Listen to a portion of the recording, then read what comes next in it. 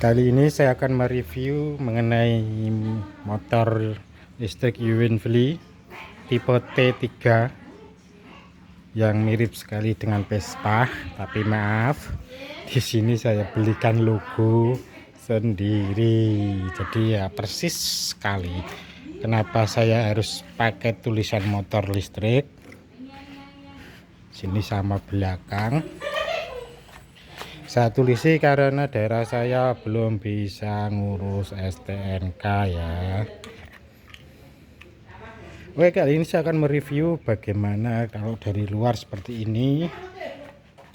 Seperti ini. Kita lihat dari depan, spionnya bagus. Dan juga di sini kalau bannya itu pakai pelek ring 10.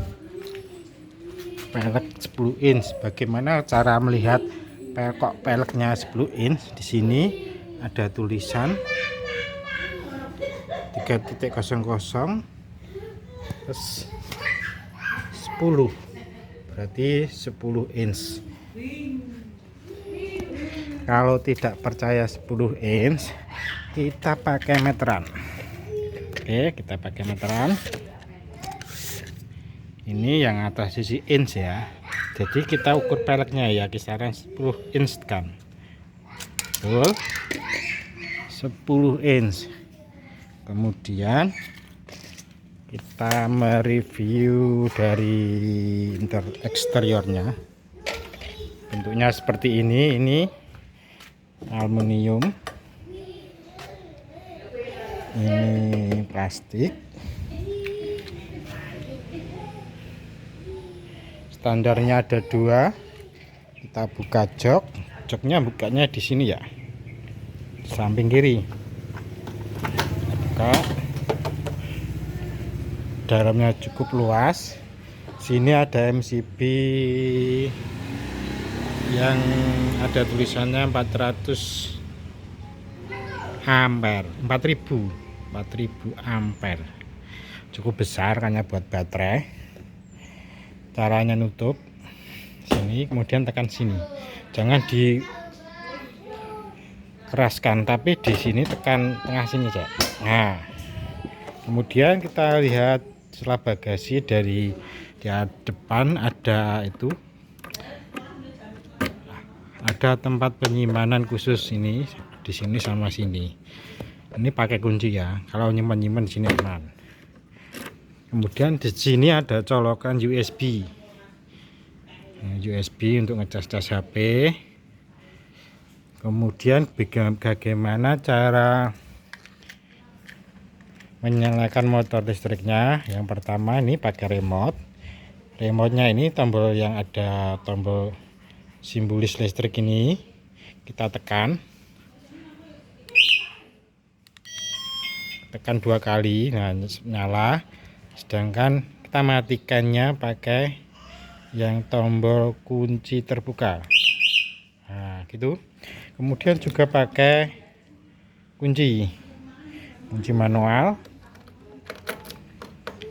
Kita nyalakan. Nah, ini lampu kedip, sebenarnya tidak kedip ya. Ini menunjukkan 60 volt. Yang ini jarak tempuh yang saya pernah pakai.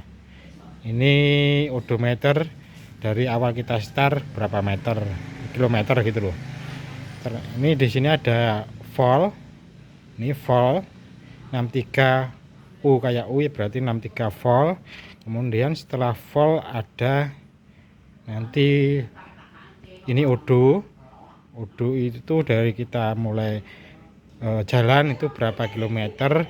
Setelah odo ada juga nanti jarak total tempuh yang telah kita pakai gitu loh. Itu cara ini kan P berarti itu menunjukkan belum bisa jalan. Bagaimana supaya ini ada ready?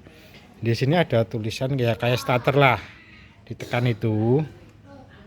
Nah, kemudian kan kita nol dan ini sudah ready. Berarti sudah kalau kita gas sudah akan jalan. Itu cara yang pertama untuk menyalakan untuk ready. Yang kedua, dan kalau ndak pijet starter, kita juga tekan remnya. Nah, kan rem ada ready dan juga ada kecepatannya. Ini kecepatannya tombolnya di sini. Ini kalau kita tekan, nah, berubah jadi kecepatan 3, kecepatan 1. Tapi standarnya di kecepatan 2 setelah kita on kan stop kontak. Di sini untuk lampu, di sini untuk jarak jauh dekat, untuk rating, ini untuk klakson. Sedangkan ini fungsinya untuk apa ya, kalau kita capek ngegas, kita gas gini, kemudian kita tekan ini, kita lepas, itu akan nyala di stabil di sini. Kecepatan itu kita lepas, jadi gasnya kalau kita capek ngegas. Bagaimana cara mematikan? Kita tinggal gas dikit aja, tinggal gas dikit itu sudah hilang.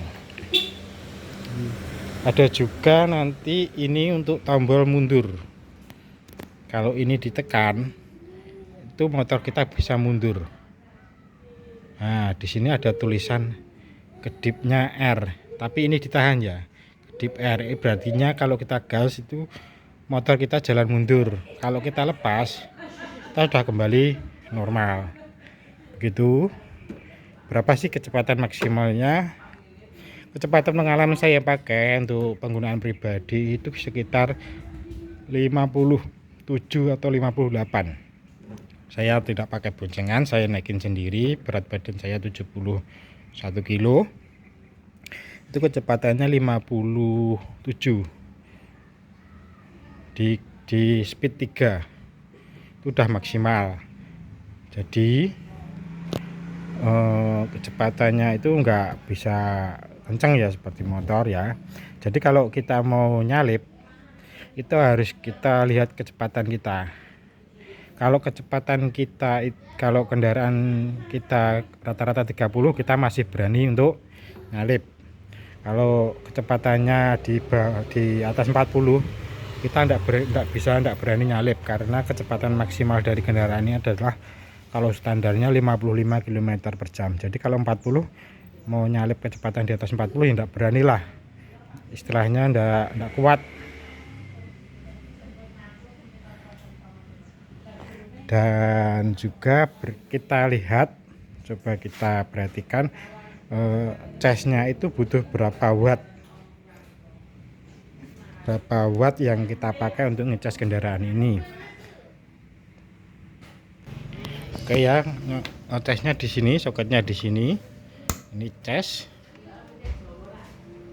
Ini casnya itu tegangannya 60 sampai 74 kV, untuk ampernya 2,8, kurang lebih 2,8 ampere. Ini kita pakai tang meter. Ini saya coba yang 20 ampere. Jadi ini sekitaran 1,1 istilahnya, 1,1 ampere. 1,1 ampere dikali 220 itu watt yang kita perlukan. 1,1 kali 22 ampere berarti sekitar 240 watt. Sekitar itu aja lah, kita 240 watt yang kita butuhkan untuk ngecas ini dan listrik ini. Jadi kita harus tahu ya, jadi yang dibutuhkan listriknya itu sekitar 244 watt. Jadi enggak listrik 450, 900 itu masih bisa gitu.